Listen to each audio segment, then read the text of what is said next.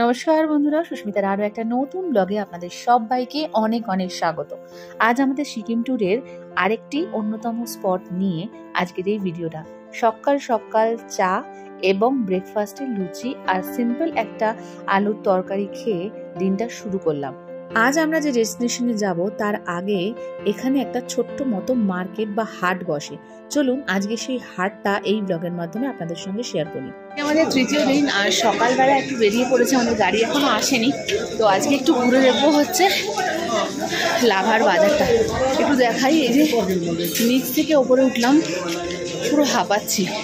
তো ওই হোটেলের পাশেই গাড়ি আসা পর্যন্ত অপেক্ষা করতে করতে চলুন এই মার্কেটটা একটু ঘোরা যাক।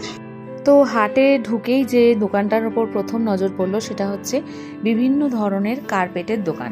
এখানে এই কার্পেটগুলো মোটা পাতলা দু ধরনেরই রয়েছে।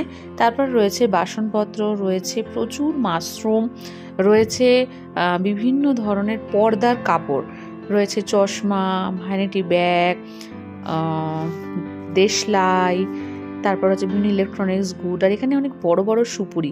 আমি শুনলাম এখানে অনেক বড় বড় সুপুরি গাছে বেশ বড় বড় সুপুরি হয়।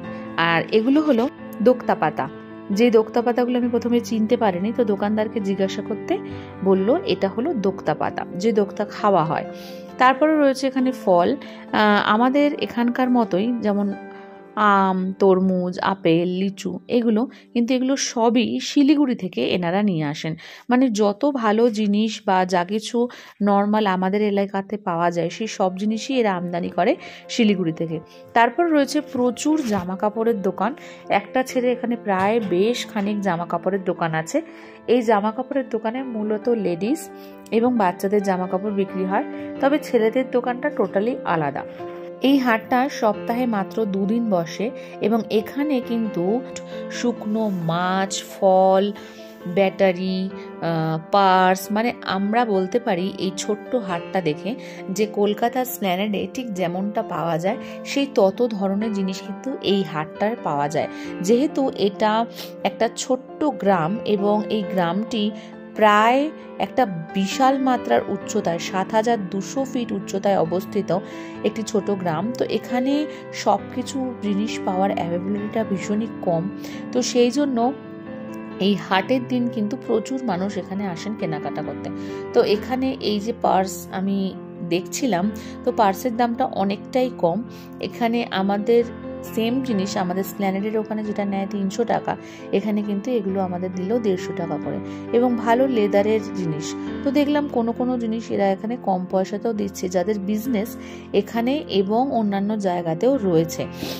তো যাই হোক, এই মার্কেটটা ঘুরে দেখার উদ্দেশ্য একটাই, যে আমাদের ওখানে যেরকম মার্কেট হয় সেরকম মার্কেটটা কিনা, মার্কেটে কোন ধরনের লোকের আনাগোনা হয়, তারা কতটা পরিমাণ জিনিস কেনে। এখানে দেখুন, এখানে কিন্তু রেশন, জামা কাপড়, মুদি বাজার, এভরিথিং। এবং এখানের পোশাক আশাকের যেটা বিশেষত্ব সেটা হলো এখানকার মানুষ যেরকমটা পরে সেরকম ধরনের পোশাক আশাক, মানে ঢিলে ঢালা অথচ গরম হবে। মানে এখানে ম্যাক্সিমাম মেয়েরা পরে ঢিলে ঢালা প্যান্ট এবং ওপরে একটা টি শার্ট জাতীয় জামা, যেটা পাহাড়ে উঠতে নামতে সুবিধা হয়। এখানে কিন্তু চুড়িদার, কুর্তি, এই ধরনের পোশাক আশাক মেয়েরা খুব একটা পরে না, সেটা বয়স্ক হোক কিংবা ইয়াং। এগুলি ছাড়াও এই মানুষগুলোর সরলতা কিন্তু প্রচুর।